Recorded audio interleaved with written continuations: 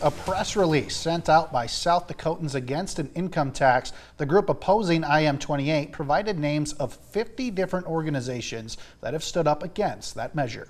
Grant Green went to Fort Pierre and spoke with the South Dakota Municipal League about this growing opposition, and he's bringing us our top story here at 6. I talked to the measure's sponsor, Rick Weiland, about whether or not this opposition is starting to feel overwhelming. And I also talked to Sarah Rankin with the South Dakota Municipal League about how IM-28 is potentially stalling cities' abilities to plan for their budgets. The City of Pierre said that IM-28 is a wild card factor to their budget. Opponents have said that the measure would take $51.5 million away from, quote, already lean budgets. This financial shortfall would cripple the city's efforts to fix streets, maintain infrastructure, maintain parks and recreation, all the things that their citizens come to rely on. IM-28 co-sponsor Rick Weiland has insisted that cities will continue to be able to tax and that the tax will only be taken off of food, only a $123.9 million cut in state revenue as opposed to the claimed $646 million.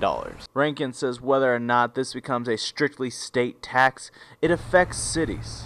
This financial shortfall would cripple the city's efforts to fix streets, maintain infrastructure, maintain parks and recreation, all the things that their citizens come to rely on. But Weiland believes that the cut will do more good than harm, especially with the options available. It's not a budget breaker, especially if they just decide not to, or if they decide to let the 0.3% sunset.